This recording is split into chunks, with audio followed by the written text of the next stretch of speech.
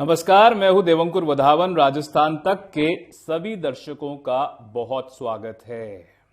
आज विधानसभा में बीजेपी की नेत्री और वित्त मंत्री दिया कुमारी ने प्रदेश के लिए 2026-2027 का बजट पेश कर ही दिया। उस बजट पर लंबी चौड़ी बहस होनी फिलहाल बाकी है, पर क्या कुछ मुख्य बिंदु रहे उस बजट के और किस बात को लेकर विवाद पैदा हो गया, बात करूंगा उसके बारे में। बात करूंगा कि क्या राज्य को जो उम्मीद थी, जो लोगों को उम्मीद थी, वो मिल पाया है या नहीं।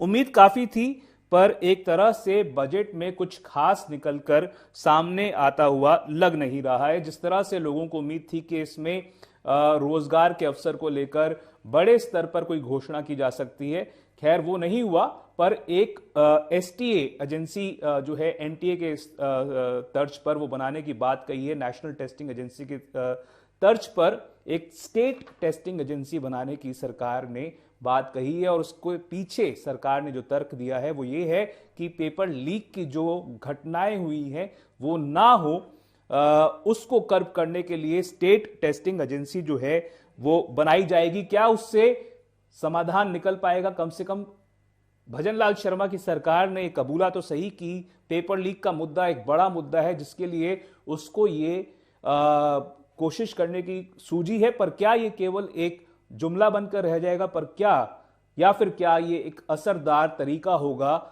प्रदेश में युवाओं के अंदर एक विश्वास पैदा करने का कि जो परीक्षाएं होनी है, जो अलग अलग नौकरियों के लिए, वैकेंसीज के लिए, रिक्रूटमेंट्स के लिए, भले ही वो टीचिंग की पोस्ट्स हो, भले ही वो पुलिस थानों में जो एसआई की भर्ती प्रक्रिया जो होती है, एसआई की जो नियुक्तियां होती हैं, उनके लिए जो परीक्षाएं होनी हो, या फिर अन्य जो लेवल्स हैं बैंक पीओस के लिए, या फिर अन्य जो परीक्षाएं होनी है उनके लिए जो परीक्षाएं सही ढंग से करवाई जा सके, या फिर जो सरकारी परीक्षाएं हैं वो सही ढंग से करवाई जा सके, इसके लिए सरकार ने एक स्टेट टेस्टिंग एजेंसी बनाने की बात जो है वो कही है।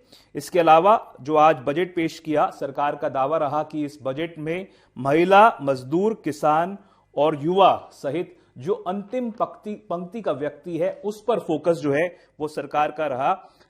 इसमें सरकार ने दावा किया है कि 2023-24 के मुकाबले 41% जो बजट का आकार है वो बड़ा है। और बजट में सरकार ने दावा किया है कि विकास, शिक्षा और चिकित्सा पर जो फोकस है वो सरकार का है।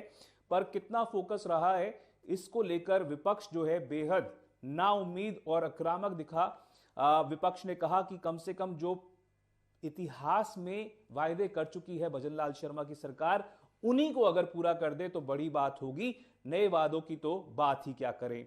आज विधानसभा के अंदर कांग्रेस की तरफ से गोविंद सिंह डोटासरा मौजूद थे, टीकाराम जूली मौजूद थे, सचिन पायलट मौजूद थे, रफीक खान जैसे नेता मौजूद थे, पर कहीं ना कहीं अशोक गहलोत पूर्व मुख्यमंत्री नदारद थे। पहले ही ये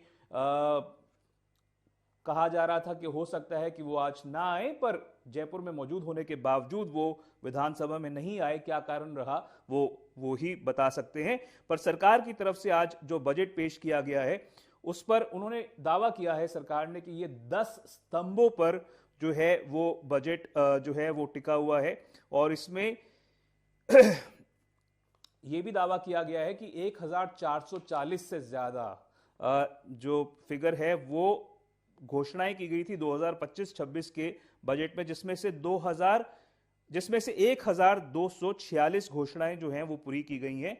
और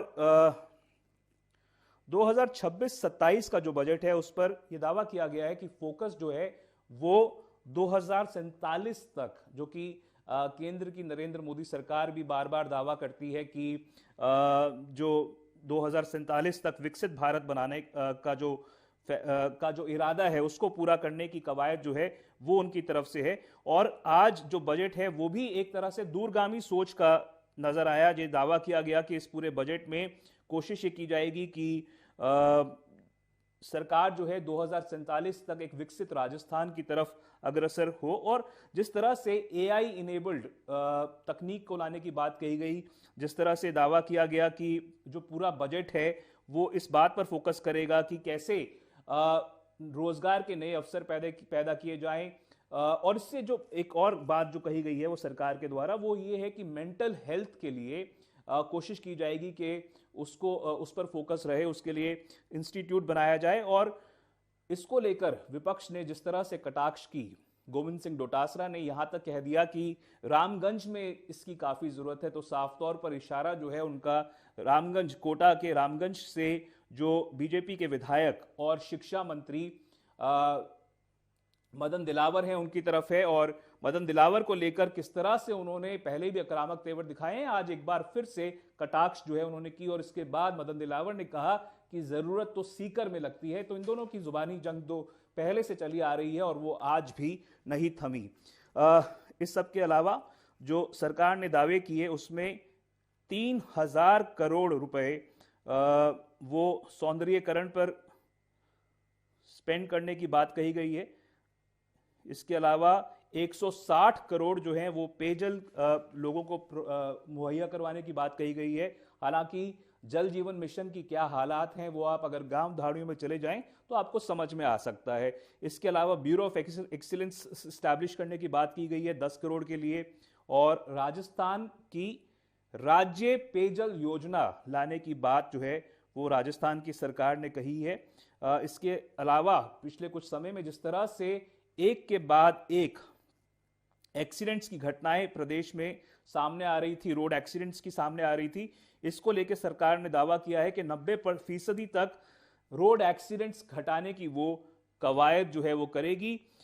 10,400 करोड़ रुपए नॉन पैचेबल और डैमेज रोड्स के लिए मुहैया करवाने की बात कही गई है, उनके मरम्मत कराने की बात कही गई है। 500 करोड़ रुपए का प्रावधान 250 अटल प्रगति पथ स्थापित करने की बात कही गई है। इसके अलावा 400 करोड़ रुपए लॉजिस्टिकल पार्क्स बाड़मेर, बियावर, भीलवाड़ा में स्टैब्लिश करने की बात की गई है। 500 करोड़ का प्रोविजन जो है वो सौंदर्यीकरण और सुदृढ़ीकरण यानी कि स्ट्रेंथनिंग और ब्यूटिफिकेशन वर्क के लिए करने की बात कही गई है। उद्योग, शिक्षा, इंफ्रास्ट्रक्चर पर मेन फोकस की बात कही गई है। विकसित भारत के परिप्रेक्ष्य में 2047 तक विकसित भारत स्थापित करने के उद्देश्य से राजस्थान में तमाम जो उद्योग, शिक्षा और इंफ्रास्ट्रक्चर की जो फोकस रहने की बात कही गई है। प्रधानमंत्री के जो मजबूत नींव की स्ट्रॉन्ग फाउंडेशनल स्ट्रक्चर की जो है वो बात कही गई है कि उस पर फोकस जो है वो रहने वाला है। और ये तमाम जो बातें हैं आज बजट में जो पेश की गई हैं, ये कहीं ना कहीं बताता है कि सरकार की तरफ से इसके अलावा 100 करोड़ रुपए इंटेलिजेंट ट्रैफिक सिस्टम कैमरास के जरिए और ब्लैक स्पॉट्स को रिड्यूस करके, ताकि एक्सीडेंट्स कम हो और जो मॉनिटरिंग है वो ज्यादा अच्छी तरीके से की जा सके, इसके लिए 100 करोड़ रुपए जैसे मैंने कहा उसकी प्रोविजन की बात कही गई है। 6,000 गांव जो है वो जल जीवन मिशन में कनेक्ट करने की के तहत उनको इंक्लूड करने की बात कही गई है। अमृत जल योजना के तहत 3,000 पेयजल के कनेक्शंस की बात कही गई है। ये तमाम योजनाएं जो अलग अलग सेक्टर्स में जो हैं वो बात कही गई है। और जिस तरह से सरकार ने स्कूल्स को लेकर, जिस तरह से झालावाड़ के पिंपलोद में एक सरकारी स्कूल की छत गिर जाने से कई बच्चों की मौत हो गई थी, उसके बाद सरकार ने लगभग 500 करोड़ से ज्यादा का जो अमाउंट है वो स्कूल्स की जो जिनकी हालत जो है वो जर्जर है, जिनको मरम्मत की आवश्यकता है, उनके प्रति 500 करोड़ से लगभग ज्यादा का प्रोविजन रखने की बात कही गई है। हालांकि जो अमाउंट चाहिए स्कूल्स में, और राजस्थान में ऐसे खुद राजस्थान तक कई स्कूल्स में गया है, राजस्थान तक की टीम कई स्कूल्स में गई है, जहां हमने देखा है कि स्कूल्स की हालत कितनी खराब है, कितनी जर्जर है, और स्कूल्स को मरम्मत की आवश्यकता बेहद ज्यादा जरूरी नजर आती है। ऐसे में सिर्फ करीबन 500 करोड़ से ज्यादा का कुछ अमाउंट दे देने से, सैंक्शन कर देने से, मुझे नहीं लगता ये जो समस्या है, और ये समस्या बेहद विकराल रूप ले सकती है। कुछ समय बाद मॉनसून का सीजन आने वाला है, स्कूल्स की छत अगर उसी तरह से टपने लग जाए जिस तरह से पास्ट में होती हैं, और उस प्रकार का जो हादसा, जो क्रिमिनल कैलसनेस झालावाड़ में नजर आई थी, वैसे हादसे की पुनरावृत्ति से शायद होने से कोई रोक ना पाए अगर स्कूल्स की हालत में सुधार नहीं आता है। तो इस बारे में जब मैंने जो मंत्री हैं विभाग के मदन दिलावर, उनसे बात की तो उन्होंने साफ तौर पर कहा कि ये चरणबद्ध तरीके से होने वाला है। पर जब मैंने उनसे पूछा कि जिन स्कूल्स को आप चरणबद्ध तरीके से आप कह रहे हैं, पर जिन स्कूल्स की आप हालत अगर ठीक नहीं करवा रहे अभी फिलहाल, उन स्कूल्स को क्या बंद कर देंगे? सरकार की शायद इसको लेकर कोई अभी डिसाइडेड पॉलिसी है नहीं। उन्होंने कहा कि पास के स्कूल्स में शिफ्ट कर दिया जाएगा, पर क्या सरकार ने कुछ सोचा है कि अगर जिन स्कूल्स को आप जो जर्जर हालत में हैं और आप फिलहाल ठीक नहीं करवा रहे, तो क्या आप जैसा हादसा पिंपलोद में हुआ था वैसे हादसे को आप न्योता नहीं दे रहे हैं? साफ तौर पर कहीं ना कहीं ये लगता है कि ये तो तय किया गया है कि स्कूल्स का जीर्णोद्धार होगा, उनको उनकी मरम्मत करवाई जाएगी, पर स्कूल्स इतने सारे हैं और फंड एलोकेशन इतना कम है कि लग रहा है कि जो फंड एलोकेशन किया गया है वो नाकाफी है।